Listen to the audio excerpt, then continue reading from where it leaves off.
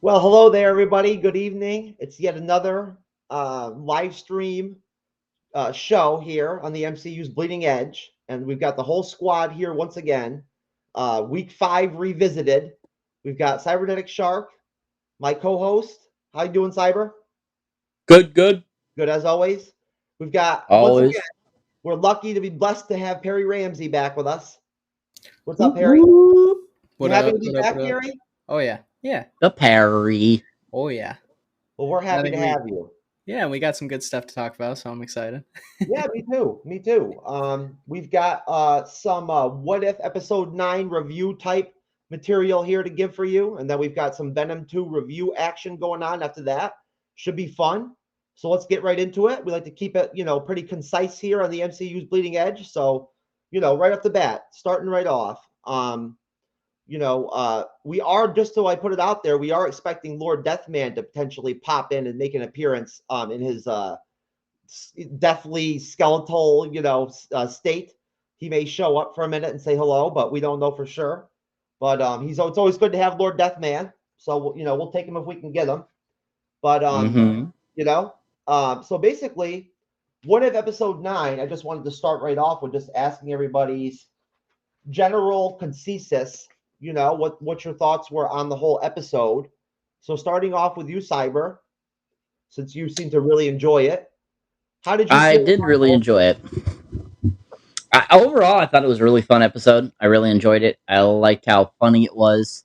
I loved Thor again. I thought he was absolutely hilarious. He kept, for those in the room that don't understand, can you please re-explain that for us?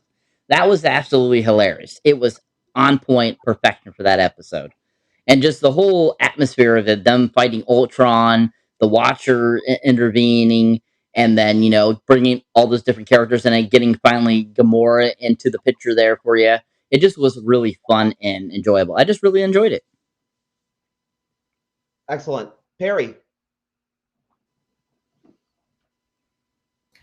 Yeah, I really enjoyed it. I thought it was a really good episode. I think uh, I think they did a good job not dragging the whole season out too long and making it like too much. And I think they did a good job kind of keeping it at like this 9 episode kind of arc and kind of bringing everything back together. That was really cool. That like um, all the things that kind of felt like they were like a serialized episodic kind of thing going on, kind of came back all together with this episode.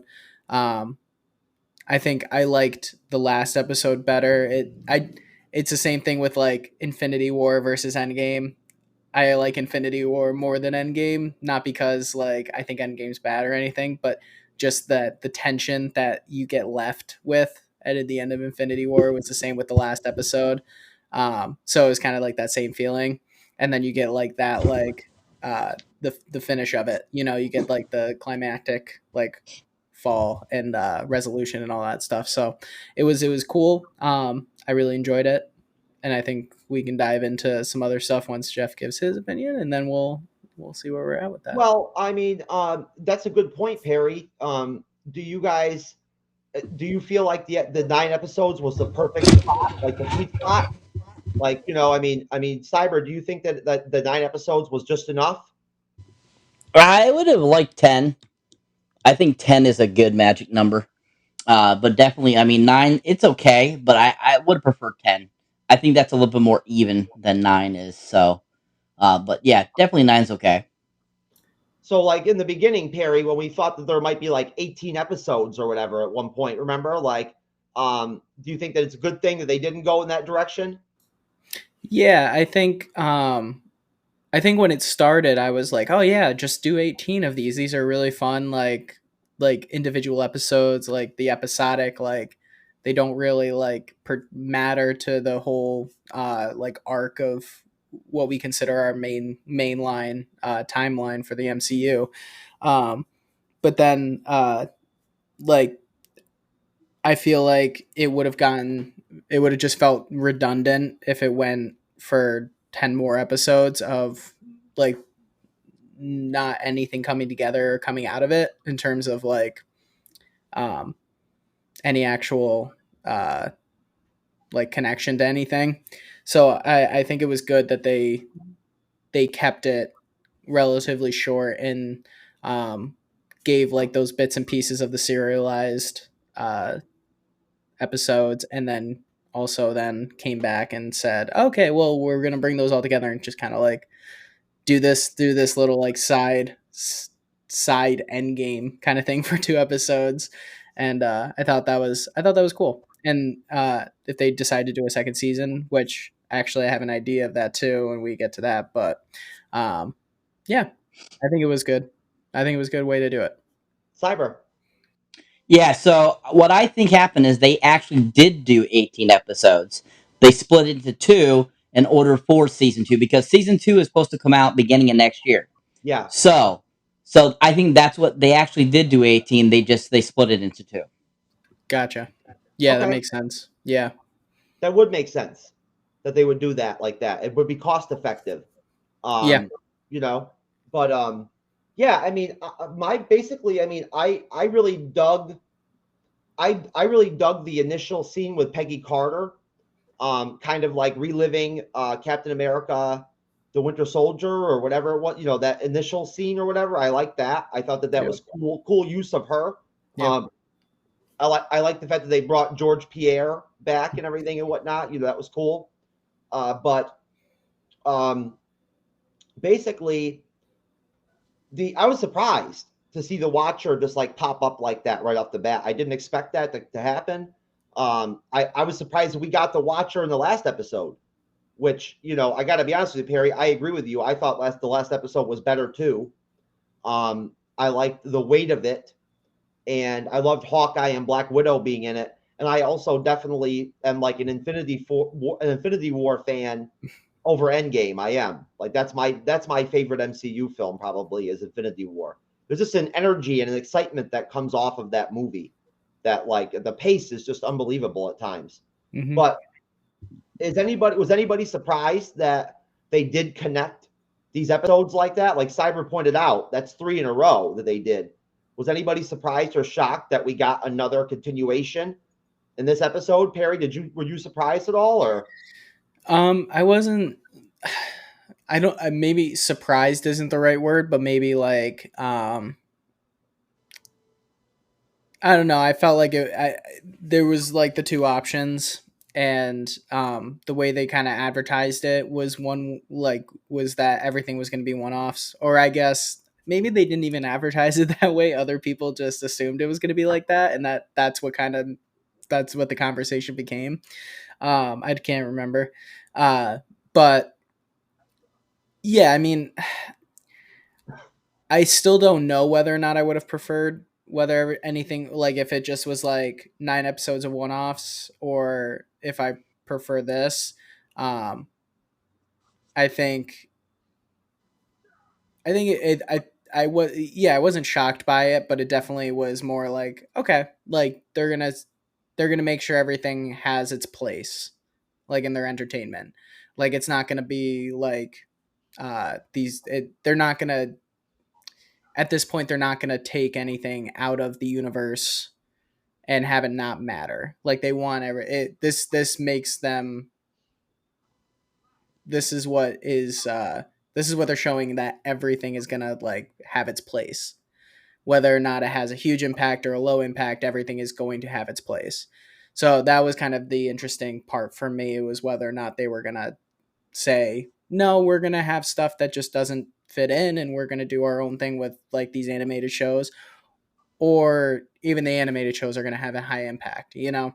So that, I think that was more of where I was like kind of going back and forth on whether or not I preferred one or the other. But yeah, I enjoyed it. I think it was good either way. But yeah, it was. I think that was part of the discussion for me, was whether or not they were gonna do one or the other. Well, there is a comic book, you know, precedent with this, because there were what if series in Right. the comics where like they would do like a part 1 and a part 2 of a Right. story because it just was too long. Mm-hmm. I don't know, Cyber. You weren't surprised, right? I assume by No. the connectivity, and I want to believe that like as Marvel fans like we are, don't you almost kind of expect them to want to like have that connective tissue going? Well, yeah, with any story, they want to have connective tissue. I mean, look at all the first 20 films. They are all connected in some sort of way or another. So, I mean, it's not surprising that they would connect several of these what if episodes to each other, especially when they gave post credit scenes on a few of them to say, oh, we're coming back to this particular story. Especially, I mean, the first example, of course, is Kurt Russell's character, Ego, at the end of the T'Challa Star Lord episode. We got that little end credit scene of him seeing Peter at the Dairy Queen. And so we knew eventually they were going to return to that. And then once we got down to them finally introducing, the Ultron, version, and Doctor Strange taking in all those creatures and trying to become powerful to bring back, his love, you knew that those were all going to combine together at some point. You could just tell just how they left it. So in any Marvel situation, that's they always want to connect the tissue and make sure that we get a full story so that they can tell the full story of the comic book or whatever they're trying to explain. Did you guys feel like did you guys feel like they kind of stuck with a certain cast of characters across the span of the 9 episodes in a way?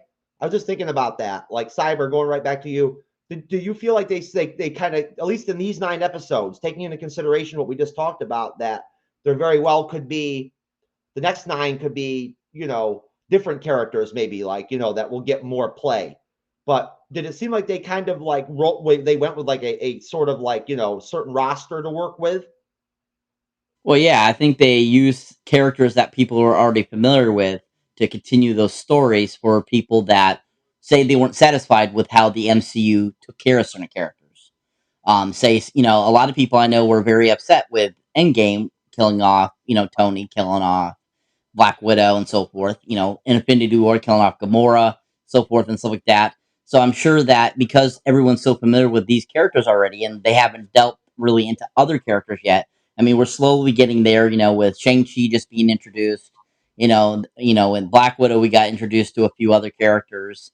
That time will come, but at this point they're thinking, when they were probably constructing What If, they're like, well, we got to go with stories we already know so that we can expand on that and like do an alternate reality of what that could have happened. So I think if they try to do characters that we hadn't known yet, I don't think it would played out the same. Well, also there's the whole nostalgic effect of getting to see these characters that we love from the MCU, from the Infinity Saga. And if I remember correctly, Perry, I thought the whole premise was that like they had like recorded like 18 or 22 episodes with all of the characters from all of the, the 22 or whatever MCU films in the Infinity Saga. So that very well could be what we get for season 2. You know what I mean? Does that make sense? Yeah, yeah, and then like if and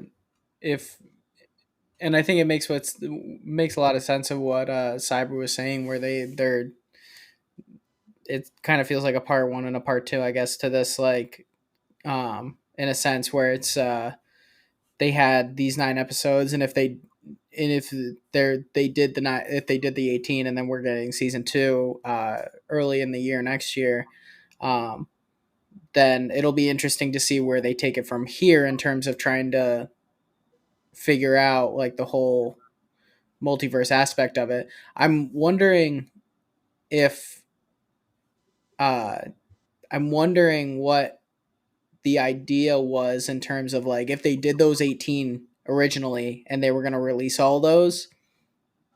I'm wondering if those were supposed to come out. Like, I can't remember what was supposed to come out first in regards to uh, like things like Loki, Doctor Strange, and Spider Man, like the three that are really focused on these multiple timelines. Um, I'm wondering if they wanted to time them more so that like this multiverse aspect of it, like the what if stuff, was coming after, and maybe that second half of that those 18 episodes that they originally were going to have for season one also gravitated more towards what goes on in those movies. And but I'd have to look to see where the original release dates were pre-COVID, and see where that was at. But that kind of seems interesting to me now. Like now that Cyber said that, that makes a lot of sense. That they might have the timeline of releasing might have been screwed up, and they would be releasing things at different times with different stories not being able to be shown because they were they they tell like intertwined stories with movies that haven't come out yet. Yeah. And the COVID effect and everything too. Go ahead, Cyber. Well, the timeline that got screwed up for Marvel was Black Widow, Eternals, and Shang-Chi. All those were pushed a year away from what their original release dates were. Okay. So if anything, if any of those episodes, those another 9 that are a part were supposed to be a part of episode or season 1, I should say, if they are anything about Shang-Chi, anything about Black Widow, anything about the Eternals, I feel maybe they decided to split it because they have to do with that because they hadn't come out yet. So I mean, if Sure. because of COVID, maybe that's the reason why I got split like that. But I do know that those were the only 3 films actually dedicated to 2020 that they had to move. Everything else is been in place, except for I think anything that was in 2022 is the only other stuff that got shifted. Everything for 2023, 2024, all that is still proceeding as properly. It's Gotcha. just those 2 years that were screwed up. And we Okay. did get the Red Guardian's shield last episode with Black Widow. So like there was that tie-in with the Black Widow film. Yep. Now that I think about it, you know what I mean? I kind of forgot about that whole deal, but like that did kind of go into the Black Widow film territory. So they showed they're not afraid to go in that direction.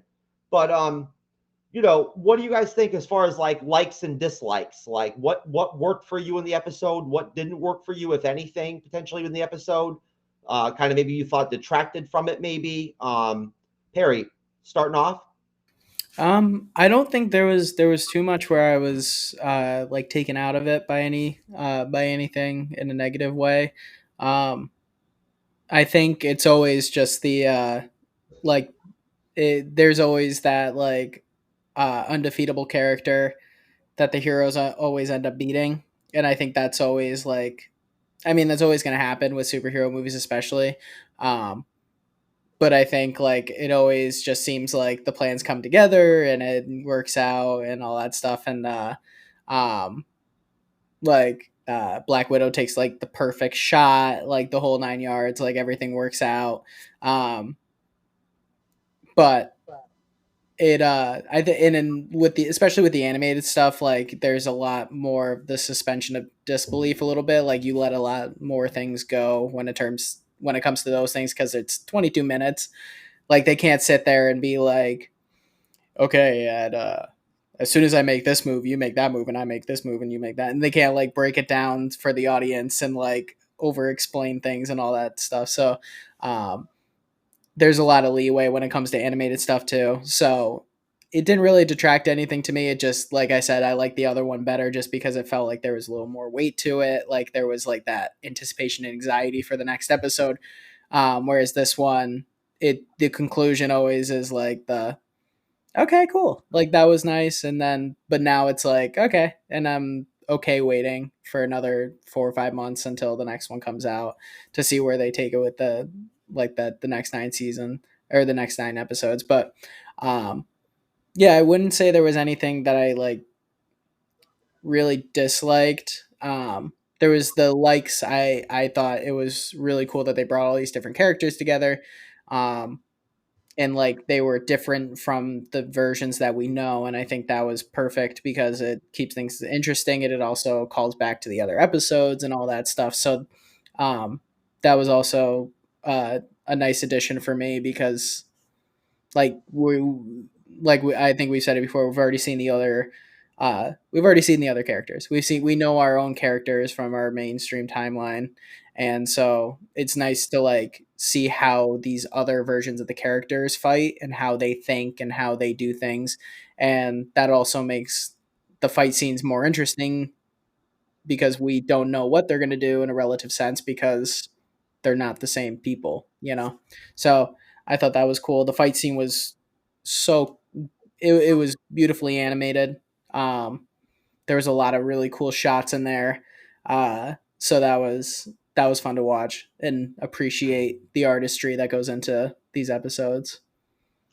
Um, for me, I really liked, again, I noticed I already said this, but when Peggy Carter dropped the shield and threw down with um, Batrick, I like that. I thought that was really neat. And when the Watcher picked up Party Thor, it really showed the real scale of like his size compared to like a normal look like size person. So that was kind of neat, like to give people a real good impression of like how big the Watcher is, although he varies in size. But how about you, Right. Cyber? What do you think? Likes, dislikes? I know you really liked having Party Thor back. I love Party Thor. He's the best. Right. Basically, for me, there was nothing. The only thing that I found annoying about this episode, which I had the same problem in the last episode, is the guy they had voice, or Ross McQuan voicing Ultron. That's the only complaint I have of any of these two Ah, episodes. I can't stand his voice normal like that. It does not sound right with Ultron. I did not like it how he talked. But everything else I thought was on super quote point in this whole episode. I loved it. The animation was awesome. Everyone else's voice work was good. I'm not a big fan of Lake Bell doing Scarlett Johansson's voice, but she did start doing a better job as the episodes went on. She sounded a little bit more like Scarlett. Um, but I love Doctor Strange, this Eternal Supreme Doctor Strange. I think he's really awesome, and cool. He has all those different entities in him and stuff like that. I think that's super cool. I liked how they basically Ultron, this version of Ultron, Ultron Supreme, I guess they call him. Basically he's almost indestructible. It takes him almost the whole episode to try to stop him. And I just like that the Infinity Stones were in play again. We got a little bit more to see with those. And, Peggy Carter kicked butt. It was nice to see Gamora involved in this episode, too. I thought it was really cool. She also, I think it was bad, asked that she was holding, actually, which is really funny, Thanos' sword from Endgame, if you noticed that big one that he used at the battle in Endgame. She was wielding that sword of his, which I think is really awesome too. Just all around a really awesome and fun episode. So yeah, the only dislike I had, like I said, was Ross McQuarrie's take on Ultron. yeah, the double-edged sword from Endgame from Thanos was a dope sword. That was like a really cool weapon, man. I mean, seriously, it looked heavy too. Like to me, like at least, you know what I mean? So I was kind of surprised that Gamora could heft that thing like that. But um I agree with you. I think James Spader was excellent as Ultron in Age of Ultron. So I would have much rather have seen him come back and voice Ultron because I feel like he just like really did a great job. I don't care. I talked about this in the podcast of Champions, and I'll mention it now too. Age of Ultron is like an underrated film in the MCU. Like a lot of people just don't see, like to this day they don't. I think there's probably new MCU fans out there that don't even realize how good Age of Ultron is. I mean, it's sandwiched in between the Avengers and which was like the greatest movie ever, basically at first, and then Infinity War and Endgame, and it's sandwiched in between there. So, but it's a great movie. Like it's really watchable for me anyway. But Yeah. all right. So, what about ratings for this episode? Let's do a 1 through 10 on this one. Cyber, what do you think? 10. Oh, throwing out a 10. Yep. All right. That's simple. Is that your Nothing more to say. is that your first 10 for the whole series or No. The Party Thor episode was a 10 for me too. okay. Okay. All right. Perry. 8.92. Wow. Okay. Hey, you know what? I mean, I'm surprised a little bit to tell you the truth, but I mean, I basically I would say again for what it is for it being animation and what if and everything, which is not going to be everybody's cup of tea. I'll give it a solid 8. I'll give it an 8. I would say. Um, And if I had to, if going back, if I had to rate the last episode, I would have gave that like a 9.5. I think, I just liked it better. I like the characters we got to see in it. I love Hawkeye and Black Widow's relationship and everything. Yeah. But are there any final thoughts from you two in terms of kind of just wrapping this up with this last episode, and also with What If kind of being like, in the rearview mirror now? Do you guys have any final thoughts, that you want to put out there about any specific episode that came out or whatever, or, just any closing thoughts? Cyber? Basically, just I think in a whole, the whole season was fun. I thought it was pretty decently. We mentioned this before. I feel like it started out good, kind of went downhill a little bit, and then regained steam at the end of the season. I definitely think that it was a fun. I'm not a huge fan of the animation for this series, but it wasn't too shabby. But all in all, I thought it was really interesting. I wasn't too sure how I was going to feel about this series when it was first being announced and it was coming out. I like cartoons to an extent. I like certain cartoons more than others. So I wasn't, I was hoping that they stayed pretty true to the MCU because MCU is very dear to my heart. And I was hoping that they'd keep it pretty much MCU accurate as possible, besides changing it up for, this what if it was different, it happened. And I thought they did just all around really good job. I really enjoyed it. It was fun reviewing all 9 episodes, and I'm looking forward to the second season and seeing what they bring for us in that. That's right, and that's a good point. I just want to point out that I missed an episode. We actually missed an episode one week, Perry, where I didn't feel very well, and that was unfortunate. It broke our streak. But the last show that we did, I didn't feel well again, and Cyber had to step in and really just handle everything, and which he did a great job, of course. But then, just had a small technical issue there at the end of the show, and Lord Deathman stepped in and wrote, and Sally the MCU girl and him rode things out and finished up the show. And I really appreciated that. That was really great of Lord Deathman to do that. And Cyber, believe it or not, I made a shout out video to Lord Deathman on Rizzle, and it actually got 14,000 views, which, as you know, on Rizzle is going freaking viral, practically. Yeah. You know what I mean? So, Mm-hmm. But Perry, same thing to you. Do you have any closing remarks on the episode? Anything you want to say about the What If series, or? Yeah, it's pretty much similar to what Cyber was saying. It was really cool just to get different glimpses into different parts of the the multiverse that it has taken the forefront on what they're going to do moving forward, at least for the next year or two. And so it was cool to get to the point where at the end of Loki where it kind of bursts open, um, and then you get What If, where it kind of explores that idea more and kind of I think it was a good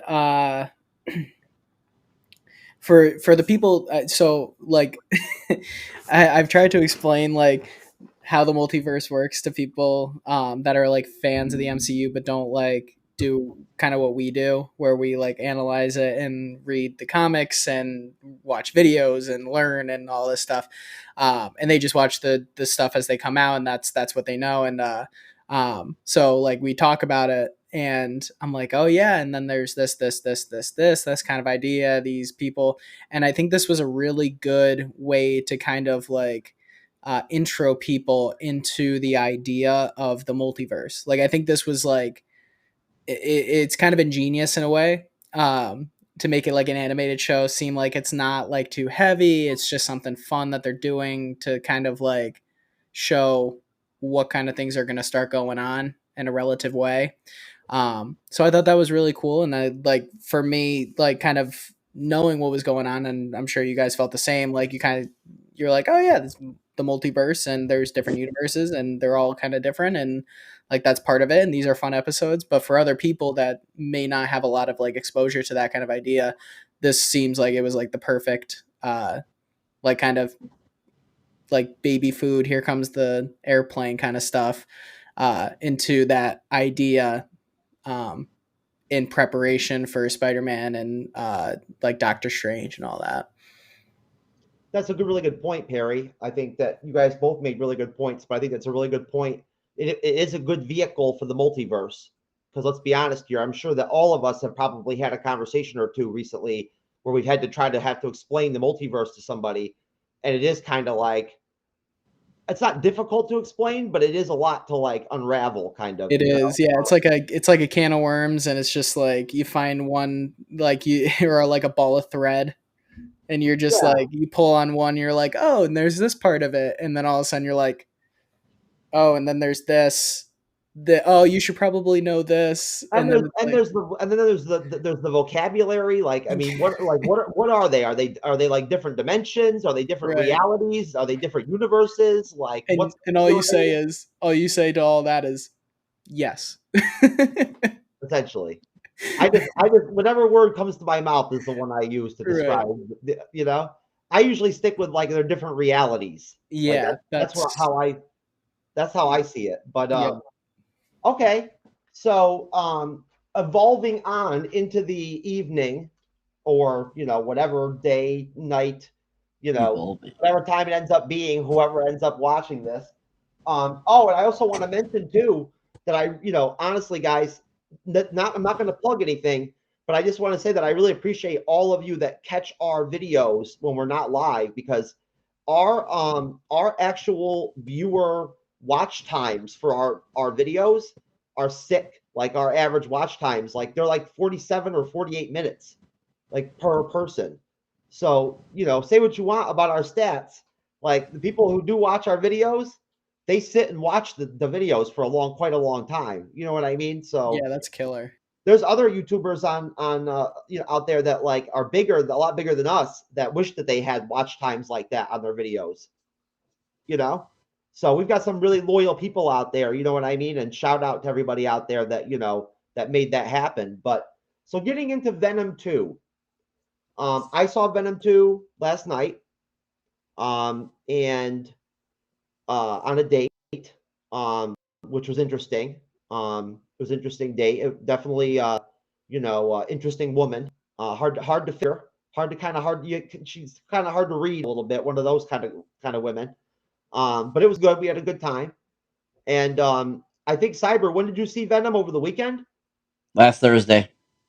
Oh, last Thursday. Okay, so Cyber got right after it when Venom came out. He was ready to rock and roll. And Perry, when did you see Venom? It's Saturday or Sunday afternoon. One of those days. Okay, well, all right. To start things off, I've got an interesting little question here. Okay, going into with your expectations for Venom 2, going into the movie and everything and whatnot, were they met at the end of the day? After you watched the film and you were sitting there in the theater right after the movie was over, and you first thought to yourself, like, okay, what did I think of that? Like, were your expectations met, or were you a little bit disappointed, or did you get more out of it than you thought you were going to? What do you think, Perry? I don't know. I think I think my expectations weren't very high. So I guess in that sense, like they were met. Um I didn't hate it. I didn't not have a good time watching it. I thought it was fun.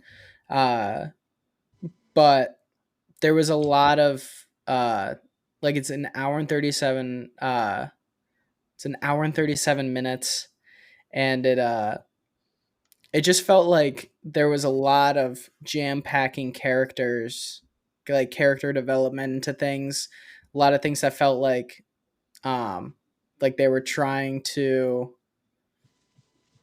like it felt like they were trying to cut it down too much, where some things got left out and certain relationships didn't feel like warranted, or it felt like they didn't like that Venom and Carnage, like the relationship went from being like, oh, you're the reporter that I sent for. And like 2 scenes later, they meet once, then they meet again, and all of a sudden it's like this weird, like, they don't like each other anymore, or it just felt like the development between the relationships were weird, a little bit. But so I didn't hate it. I didn't think it was on par with like what they could have done. I like the first one better for sure. Um, and once we get into like the rest of the story and all that stuff, we'll discuss that more. But overall, I think it was fine. I don't think it did anything great for the characters, either one of them, like Carnage or Venom. I don't think it like progressed. Um, I don't think it did anything special for either of those characters. Um, Peace. but I also don't think it. I don't think it negated anything. I think it was just it felt meddling, I guess, like in that way. Okay. Cyber. Going into it, I was expecting, pretty much the same as the first one. That was pretty much what my expectations were for the film, and they gave me that, and they gave me more. I absolutely love this film, even though it was shorter than the first film. Which I do agree with Perry that there was probably things that they could have added into it to make it longer and to, definitely put out everything. Maybe explore some stories better. Most definitely, I get that. But at the same time, I thought they still did a decent job of giving us what they needed to. And I did thought it was odd that it was so short, but at the same time, it still gave me everything I was looking for. It gave me more great Tom Hardy Venom time, which I was absolutely looking forward to. I think he is amazing in that position right there, where he's talking to himself and he gives a great all out performance. And it gave me everything I was looking for. I thought Carnage was really great. I was surprised the route they decided to go with Carnage and how he was created, and that it was being pretty much like an offshoot of Venom. That was kind of interesting. But at the same time, like I said, it gave me everything I was looking for, and I thought it was very good. I thought it was just as good as the first one.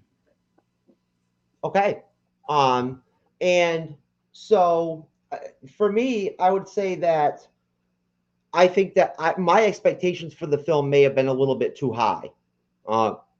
Just to be realistic, I think that maybe like I walked into it maybe expecting a little bit too much, and like so I'm trying to take that into consideration when I drop my comments as far as like what I liked and didn't like in the film, what I thought worked and didn't work and everything. But did you guys like how they, like Cyber, touching on what you just said, how they explained how Cassidy got the symbiote? Like Cyber, did you feel like that was like done well? Did you feel like that made sense and like conveyed like what was going on? You know what I mean, in like an effective way, and it also was like somewhat comic book accurate, at least a little bit. It definitely wasn't comic book accurate. In the comics, it's completely different. Yes. But at the same time, I thought their thought process of how they had it happen was very inventive. I thought that it was definitely an interesting take to make it, where it was basically an offshoot of Venom. I definitely thought that was interesting that they decided to go that route instead of it just being an actual other symbiote that ends up coming across Cletus.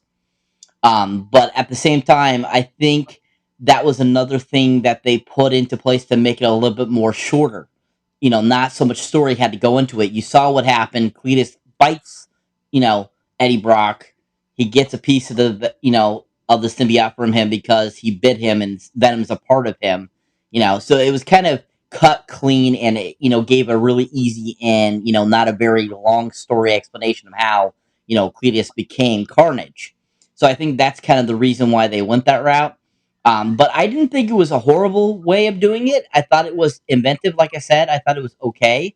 Not, I wish they had gone the actual comic book accurate way, but didn't make the movie any less appealing to me. I thought it was not too badly done.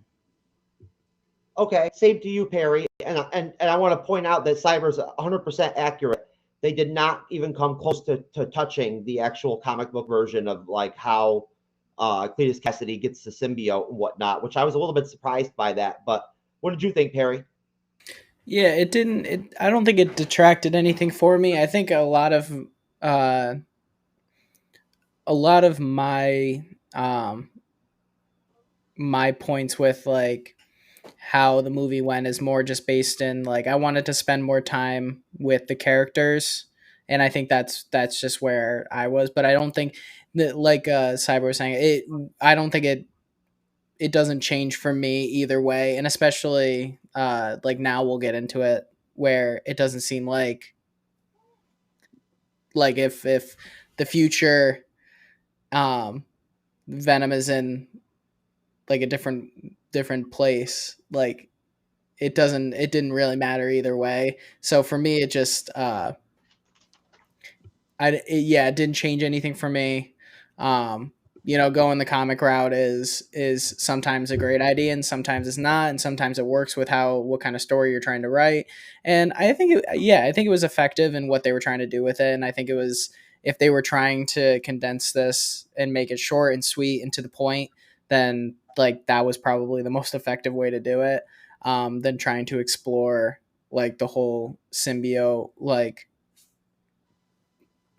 the whole race of symbiotes, like, and trying to describe like that whole dynamic and how they work. So that might have been to the point where they were like, okay, like even if we wanted to make this 2 hours, can we effectively tell that story while mixing it with the story we're trying to tell? And I'm guessing it just didn't. And they were like, okay, how do we simplify this and just make it like streamlined, simple, to the point, like this happens, blah, blah, blah, blah, blah. So it didn't really ruin anything for me. It didn't like make it any better or worse. I think it was just their way of trying to tell the story. Yeah, I think that it was practical to me. It made sense. It flowed with the movie, like it didn't stand out as like, oh, like geez, like, like seriously or anything like that to me. But really quick, and hats off to Cyber for reminding me. I'm gonna go ahead and just drop the Venom 2 trailer really quick and give everybody a chance to take a breather and grab a drink or whatever they want to do. So here you go, guys. All I ever wanted in this world is carnage. Eddie, we should be out there snacking on bad guys. I am a predator. I need to be free. You have got to get control of your aggression, or you will get hauled off into Area 51. You live in my body. You live by my rules. I'm sorry. I don't know what came over me. Please let me fix it so I can play it again. You are a loser. Eddie Brock, I want to give you my story. People love serial killers. Cletus, why me? What's mine is yours, and what's yours is mine. I have tasted blood before, and that is not it.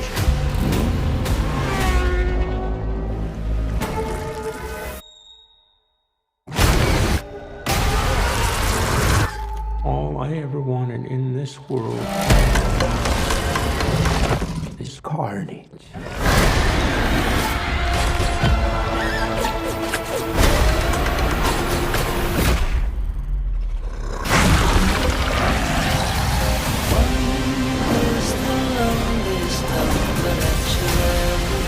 I'm not a crazy man. I am a vengeful one.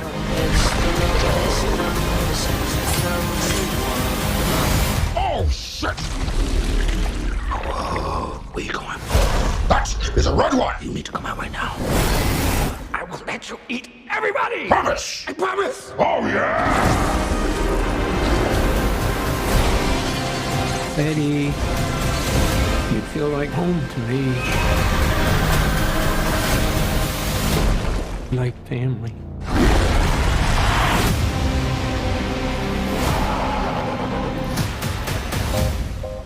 Oh, wow. You could just say, I'm happy for you. That was going to be us. I am happy for you. No! God, I'm so sorry. Not sorry. These two need some serious couples counseling.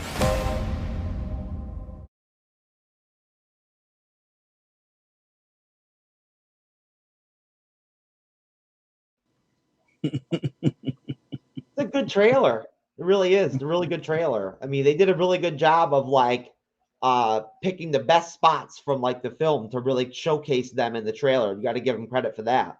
But what did you guys think of the way that Carnage looked? You know, like you know, starting off with you, Cyber. What did you think about the way that they pulled off Carnage's look? You're so used to how they look in the comic books. You're thinking, when they put them on screen, they're going to look like the comic book. That's the first thing you're thinking of when you imagine a certain Marvel character or any character in a comic. That's what you're thinking. But the way they brought him out, like, I knew that they were going to make him look a little different because, they're trying to stay to the aesthetic of what they did with the other, symbiotes that they created in the first film, along with how Venom looks. And so he was going to be a lot more graphic. He was going to be a lot different looking. I mean, and I think they did a pretty decent job. I mean, I thought that it was interesting that they gave him different abilities versus Venom. I think it's interesting that they, really, capsulated, kind of like giving him a real like evil look, to kind of inspire, what a serial killer's, symbiote would look like, basically. So I thought that, they took, a similarity to the comic books, but gave it a completely different, like, graphic novel look. And I thought they did a pretty decent job. I mean, it's not exactly what I wanted him to look like, but at the same time, I thought it wasn't horrible looking, and I thought it was very tasteful to what Venom looks like. What was the rating for the film? PG-13? Yes. Okay, good to know. Good to know.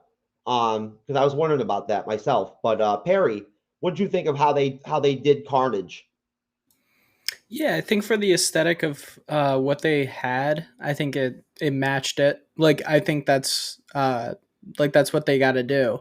They picked a certain way that they wanted Venom to look in the movies, and they did a similar thing to Carnage. They made it their own a little bit.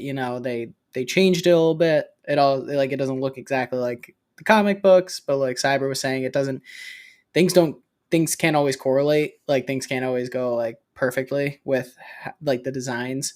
And I think with what they wanted to do with that character, like Cyber was saying, I think that's what they did. I think all of their choices with these two movies, especially, have been like story driven design rather than like trying to match it perfectly to the comic books.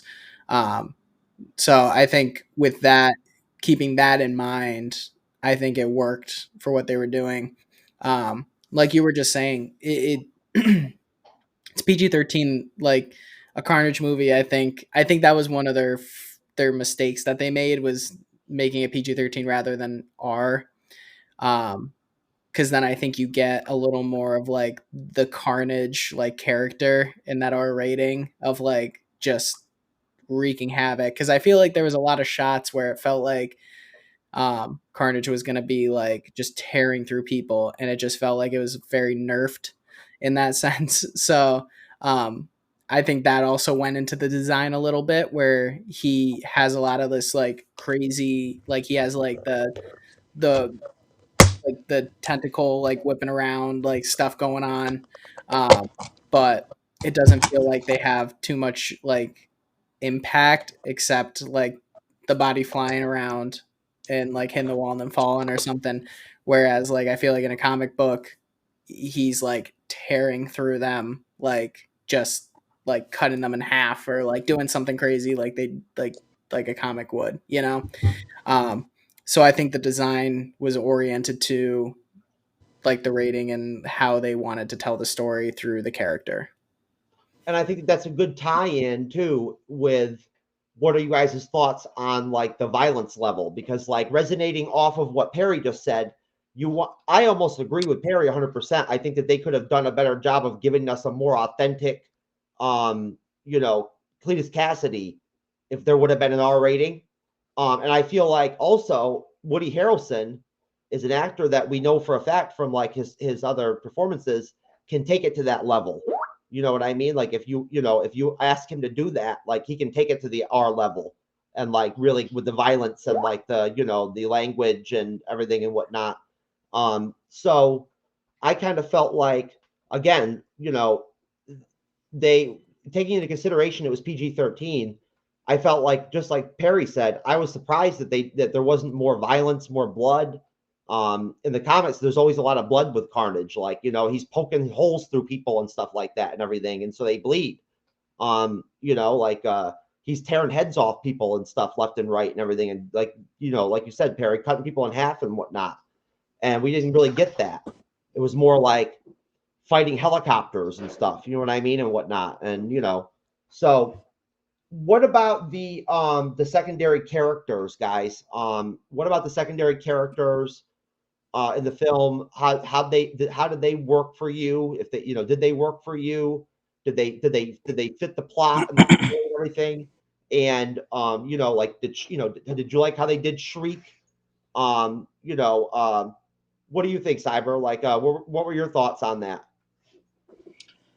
Just want to, before I go into that, I just wanted to say something about the PG-13 rating thing, as you guys were talking about.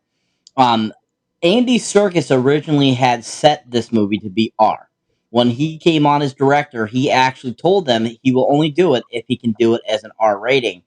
So I believe that there's a director's cut of the film that is an R-rated film where it actually shows Carnage doing that type of stuff and actual like full action. And that's what I'm thinking is why it was so short in that editing process, because he had to edit out everything that would have made it R, because Sony wanted them to make it PG-13 to coincide, to keep with their deal with Marvel. So I think that's the reason why it was so short. But I just wanted to elaborate on that. But there is a director's cut that is R originally that was slated for that film. He even mentioned it in one of his interviews. So just throwing that out there. But to go on with your question, Jeff, I thought all the characters played their parts fine in the film. Shriek, when it came to Shriek, I'm not very familiar with the character, so I don't know much about her.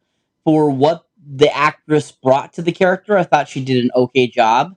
I thought that it was interesting her and Woody Harrelson's character, Cletus, have like this relationship. I think that was absolutely hilarious.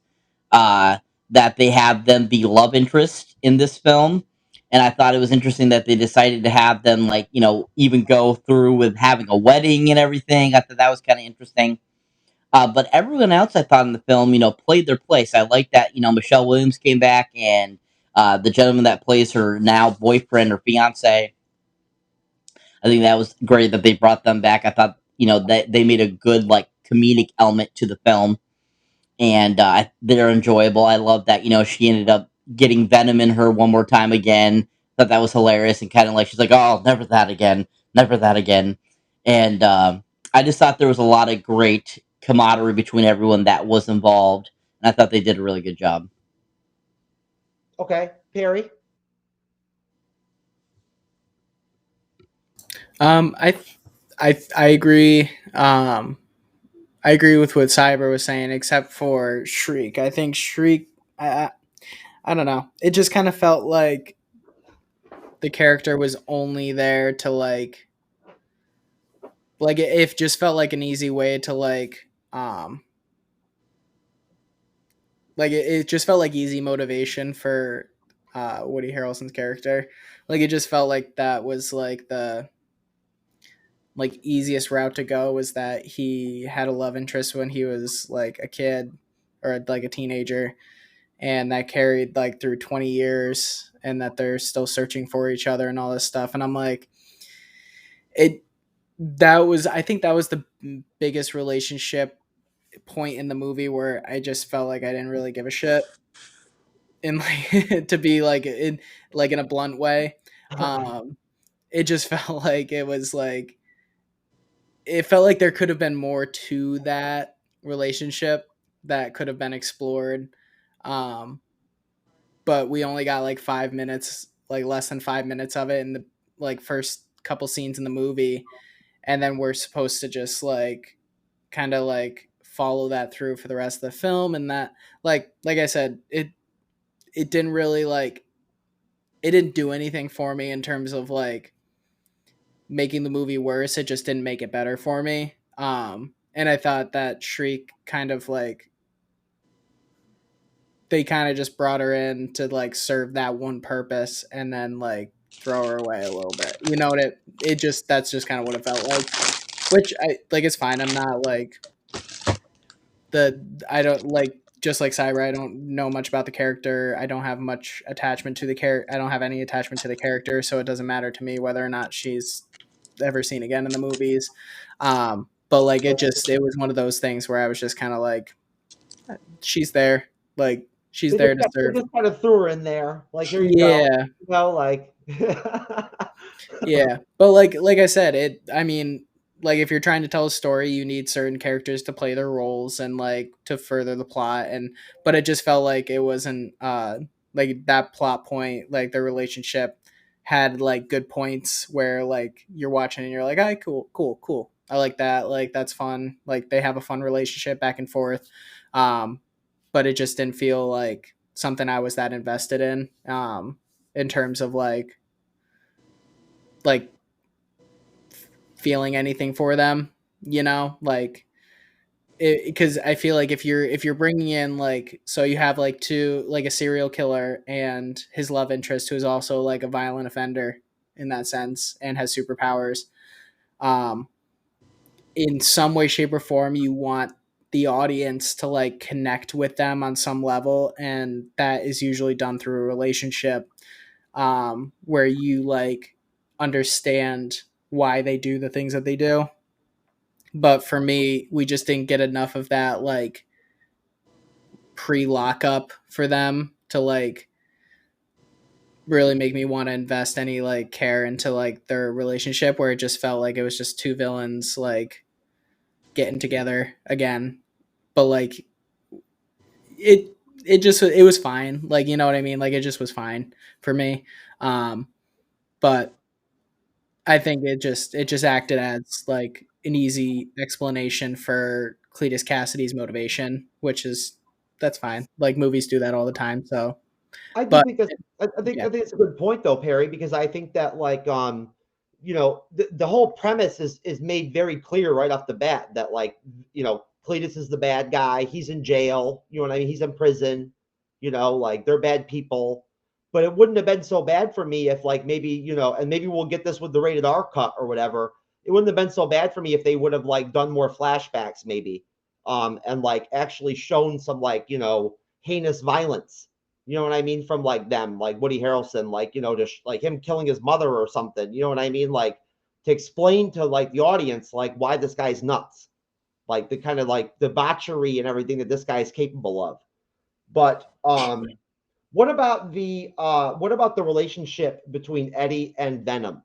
And I guess this ties into Venom 1 as well. But I mean, what about that relationship, guys, stuck out for you in the film?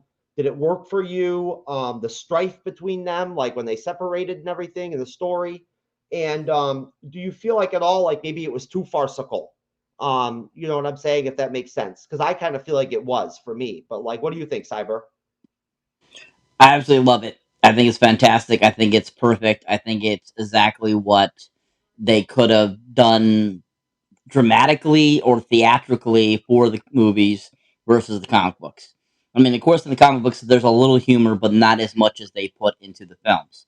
But I like that they put that much humor into this. I'm a comedy guy. I absolutely love comedy, and I think it works perfectly in these MCU films. I think without comedy in the MCU films, they would be lackluster, and the humor helps provide some elevation from, say, the stresses in the film, because there's plenty of people I know that watch these films and they're like angry at certain points at the movie. I'm sure, you know, with certain things happening and so forth and stuff like that. So the humor helps to alleviate that, and that's what makes it great. But at the same time, the relationship between Tom Hardy and Venom is so on point, so funny and so fun. And I just think that he did, Tom Hardy does such a great job. Because like I said this when I saw the first film, I wasn't sure how I felt about him playing Eddie Brock until I saw the first film, and that really blew my mind because he did the voiceover so well as Venom, and then interacting with himself as Eddie Brock. It seemed such a very symbiotic relationship. It seemed real, and that's what they brought to even in the second one. They brought even more of that with even more humor, which made it so stinking funny. Especially that whole scene when they're in the apartment and Venom's making the breakfast, and then they're having the big fight before he ends up, leaving him for a few days or whatever, how many days he's gone for. And like he's like, "Oh, I'm so sorry that I broke your nose. Let me fix it." And he fixes it, and then he hits him again, and he says, "Yeah, let me break it some more." It was that type of dynamic seemed so real, and it just was so well played. So I think that just makes it even funner. And I don't find it farcical at all because this is fantasy. This isn't real life. This is fantasy. So if you think farcical is farcical, I mean, you got to remember these movies are fantasy. They're not supposed to be realistic. So I don't see any farcicalness to this at all because that's what it is. It's supposed to be fantasy. Oh, Cyber, really? It's not supposed to be real life, man. You're bursting my bubble over here. But Oh, Perry, boo-hoo. what do you think, Perry? Do you get where I'm coming from with the farcical aspect? Like, Yeah, like I get where you're coming from too. There was like for me, I enjoy the relationship. I think there are points where I wish they would like where I wish it would have been a little more like it's serious is like a weird word to use too because like Cyber saying like this is like it I don't know. It's not supposed to be like the tone of the movie is not like that. Which is like another whole other conversation with like I think the two movies is like tonality and depending on what you like and what you dislike about like different tones of movies um but like for this one I enjoyed the relationship.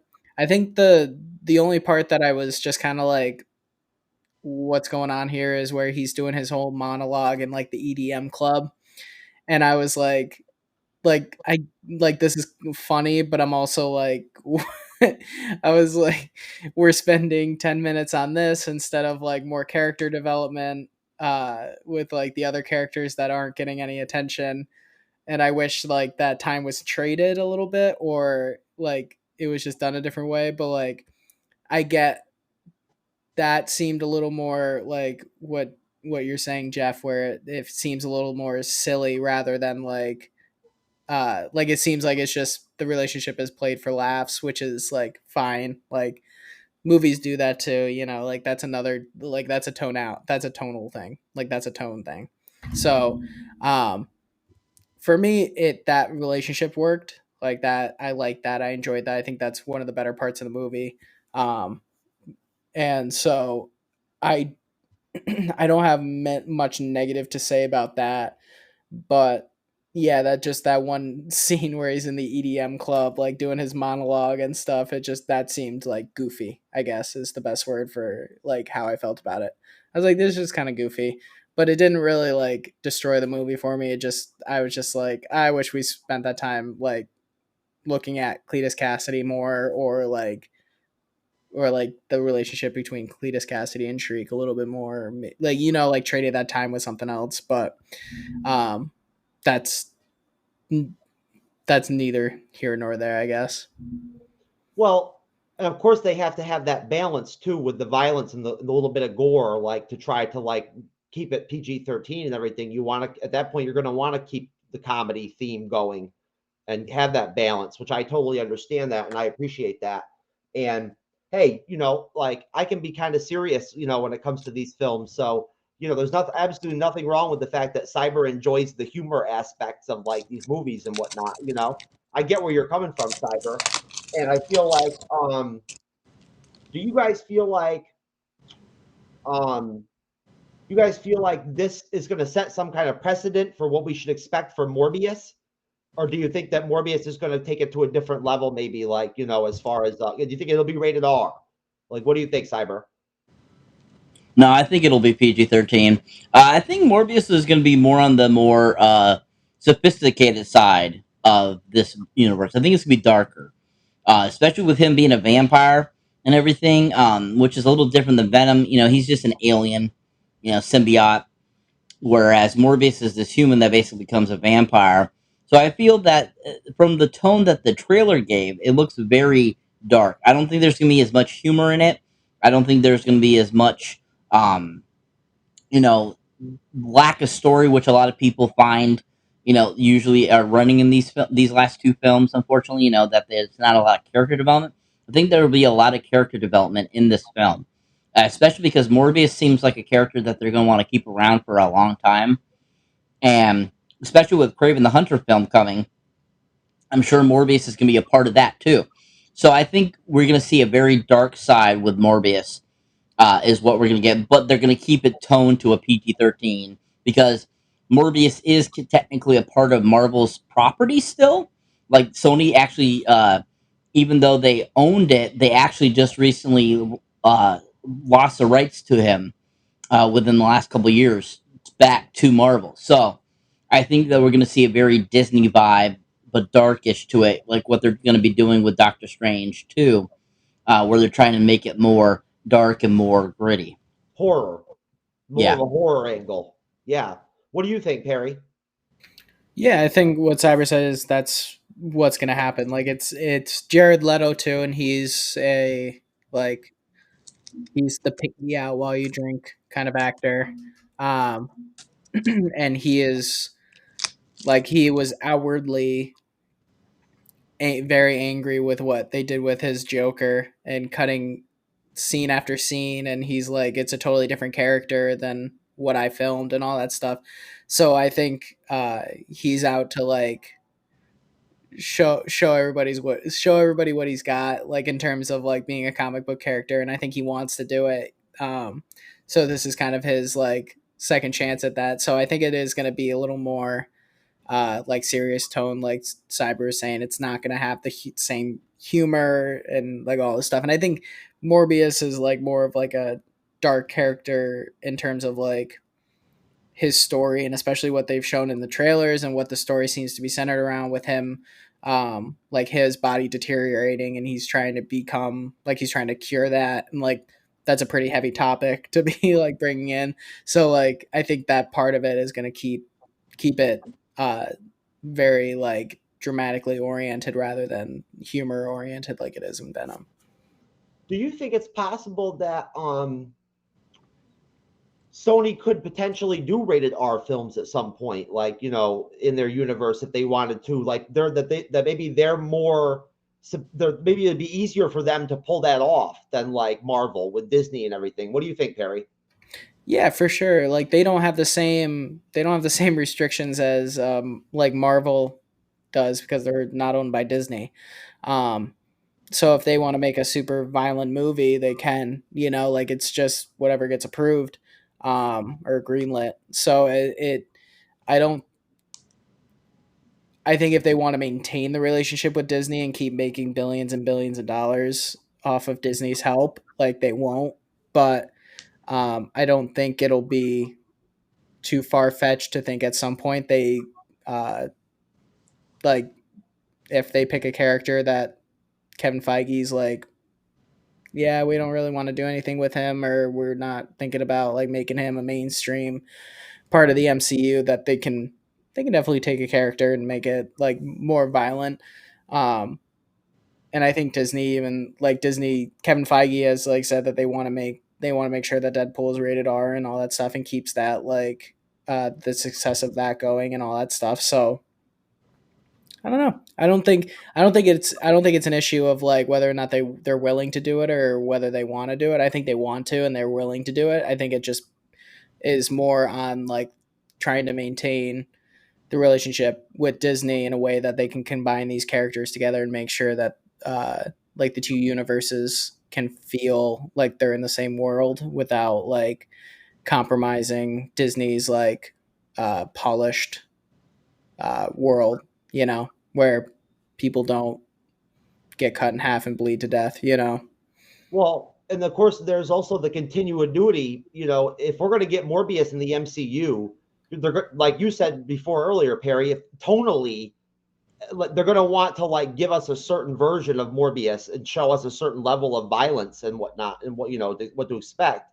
If he's going to then shift over into like the MCU and be making films under Disney, So what do you think, Cyber? Do you have anything to add to that as far as you think it's a possibility they could do rated R down the road?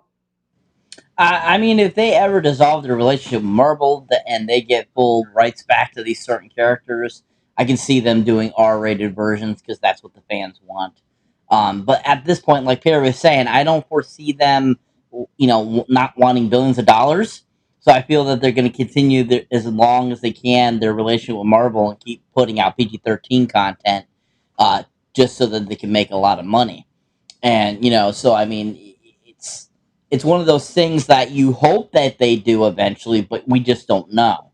I mean, there's always possibilities to do it. I'm sure there is. I'm sure maybe with Marvel doing so well with Deadpool being R, they might eventually go further and do something else that they know of a character that's in the comic books that's very R rated, and they do the same thing. I think a lot of people are hoping that's what they do with Blade, because Blade is a very good character that is an R-rated character, just like Ghost Rider, and just like Morbius. I've seen in the comic books, and can be graphic at times too. So I mean, it's one of those things. It's where the money comes from. It comes down to, and they'll do what they need to do to keep the money rolling in. Well, and of course, the Punisher too, Cyber, and we just talked about that the other night. I'll be releasing the video from Cyber and I's little special that we did the other night, where we covered some recent MCU news and events and whatnot and everything. That's going to be coming out probably tomorrow, so it'll come out around the same time that this video comes out.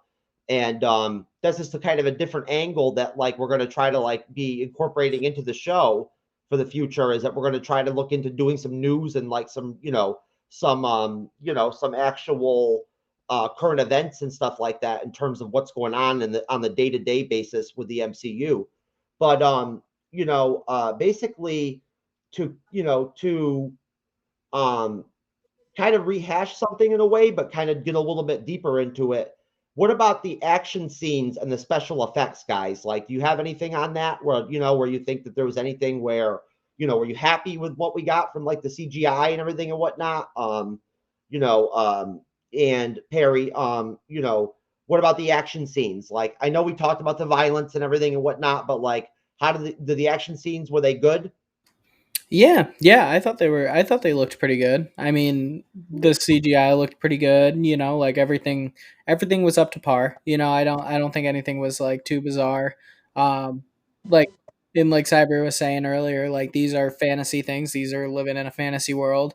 Like they're going to be fake, so but I think everything looked pretty good. And yeah, I was pretty satisfied with things. I think um, I I can't remember exactly like scene by scene what the fight was like with Venom and Carnage. It's it's sitting in the back of my brain, um, but from what I remember, uh, it was fun. It was cool. It was action packed. Like they do the whole thing, and so yeah, I'm pretty. I was pretty content with it. Cyber, the action and the CGI, what did you think about that? And then also the final battle between Carnage and Venom, did that really satisfy you? I was impressed with the CGI in this film. I thought they did a really good job. I thought the symbiotes looked really real. I thought that they did a good job of incorporating it into the film. I had really no issues with it. I thought it looked superb and supreme, and I enjoyed the look of it. For the action I thought was really well done in it. I mean, there was quite a few great scenes where good action went on. I mean, from the brawl when Carnage breaks out to the final battle sequence, I think that those are all really good action sequences. There's the one where Venom or Carnage is trying to get away inside the car, uh, along with Shriek and Euclides and everything like that. I thought that was a really good action sequence between the cops and them, and it was just a lot of great. I thought just a lot of fun action in that film. I thought the stunts were done really well, and I just enjoyed it. I thought it was really well done. And then you also have that final battle sequence. I thought it was very satisfying. Uh, it definitely was too short. It could have been longer. I feel just like any of the sequences in this film. We've already mentioned that before that this movie is really short. It's only an hour and a half. So a lot of those edited scenes, as we've been talking about in the past, probably has to do with that. There's probably extended scenes of certain, things going on in those fight sequences. So I think overall, for what we got, I thought it was very satisfying in that final battle sequence. Some of the things that Venom and Carnage were doing to each other was just really out there awesome. Especially when Carnage would pin Venom to that giant pillar, and you're just like, "Come on, Venom, you can do it! You can do it! You can break out of it!" And you're just rooting for him, and I thought they did a really good job with that. So I thought all in all, I thought all those things were really well done. Okay, excellent.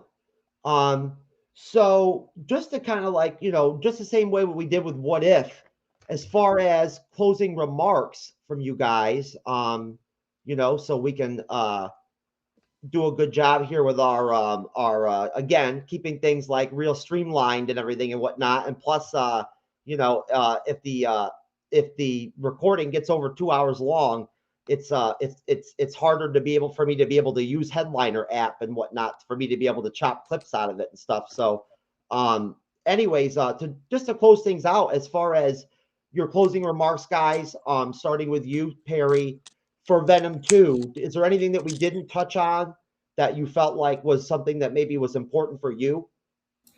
Yeah, I think just like I think just with the end credit scene, I don't think we need to touch on it too deeply, just because it's pretty self explanatory that Yeah. like No, I'm glad you brought it up. Go yeah ahead. Yeah, go I, ahead.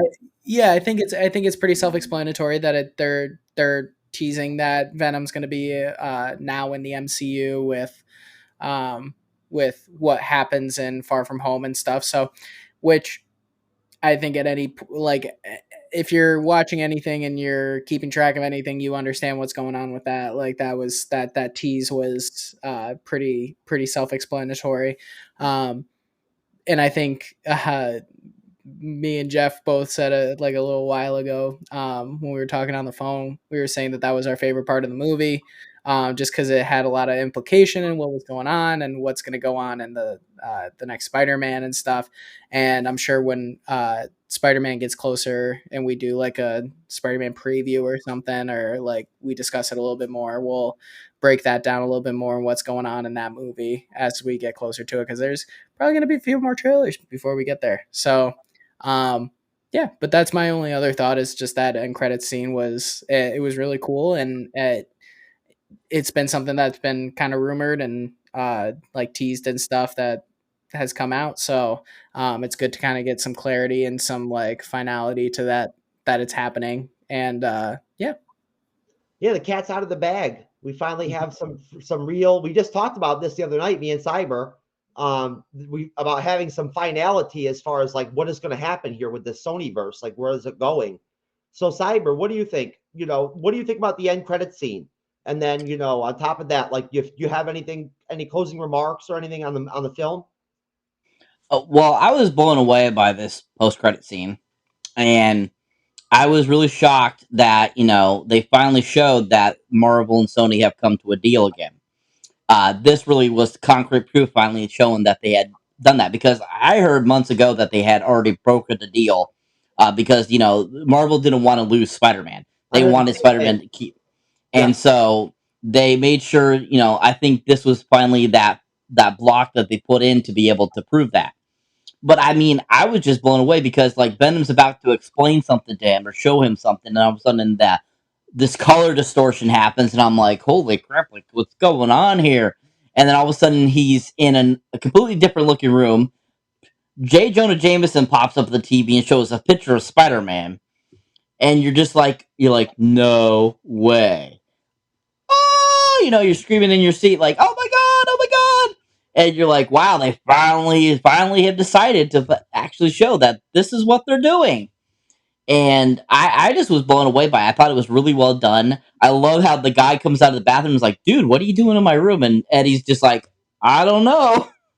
And you just kind of like crack it up a little bit because like you can tell Eddie's like what's going on. And even Venom, he comes out and he looks at the picture of Peter and he licks the TV and you're just like, is there a relationship brewing there, huh? And so it was a really fun post credit scene, probably my favorite out of all the post credit scenes that I've seen in the last 10 years. So I thought it was really well done. I really enjoyed it, and I thought it was a great new reveal to see where the MCU is going. But at the same time, last remarks, I would just say I thought it was a fantastic film. Definitely go see it in theaters. I mean, it was a hit, in theaters. It's made 90 million over the weekend. Last weekend, it was the biggest hit of the post-pandemic going on now. It did better than Black Widow did on its opening. It did the same as Shang-Chi. So who knows? Eternals might outbeat it. I have no idea yet. But Venom is on good course to be another $200 million dollar film, which is showing that the movie industry is coming back. So I think that's a really good effort, and I think even though it was shorter than what we wanted, and that it had some things that were like, okay, they could have done this better. It still was a very solid film and enjoyable. If you haven't seen it, I would definitely go check it out. Yeah, Sony is definitely going to profit from this without question. They're not going to lose money. I don't think. Like, I wouldn't be surprised if next weekend it ends up doing really well too, like maybe 60 million or 55 million or 50 million or something like that. What do you guys think about like a rating for this, basically, just to kind of like tie the bow on this thing? Like, what do you think, Perry? What's your rating for Venom 2? I'll probably give it like a 71. I think it was good. Like I said, I had my critiques about it, and I think it more like kind of what Cyber was saying, that it seems like it was a lot of like studio saying one thing and Andy Serkis saying one thing, and them just having to like cut it down to something that they were both like, okay, this works for what we were trying to do on either end of the scale, So I try not to be too harsh, because I know, especially with comic book movies, it can be a nightmare with these studios like wanting to control it so much. I mean, that was the problem with a lot, like 90% of the DC movies that have come out in the last 10 years. So try not to be too hypercritical of that, but I think like the 71 is a fair for me, of like enjoying it and having a fun time with it, while also being like, it wasn't the greatest thing I've ever seen in my life. Okay, Cyber. I give it a solid 95. I only give it a 95. I don't give it 100 because of the runtime. If the runtime was longer, if it had been the director's cut, it would have been 100. But I'm giving it a 95. I'd give it a 70. I'm going to go with a 75, and it would be an 85 if, like, again, if it would have been rated R, and they'd done more violence and gore and stuff like that and everything and whatnot. I would have liked that. I think I would have liked it a little bit better. But it was a good movie, and it makes you wonder a little bit. How are they going to, like? I mean, based off of the Venom they've given us in these two Venom films. How's it going to make sense that Venom is going to hate Spider-Man and like want to eat Peter Parker's brains and everything and whatnot? Like, I'm trying to figure that out in my head, like how that's going to work, how they're going to make that work, unless they're going to be allies. You know what I mean? Like, and that's going to be the deal. I guess we'll have to see. But all right, guys, everybody, thank you, everybody who ends up again catching this tomorrow or on Thursday or this weekend or whatever. We really appreciate all of you. Please subscribe to our YouTube channel, the MCU's Bleeding Edge. I will, of course, try to make an effort to, in the description, mention where Perry's from, what he does, with this podcast Off Topic. I'll do the same thing with the veteran YouTuber Cyberneticshark. for Perry Ramsey, and for Cyberneticshark, and for me, Jeff, and the MCU's Bleeding Edge, we are out of here. Later. Peace. Peace out, fandom. Peace.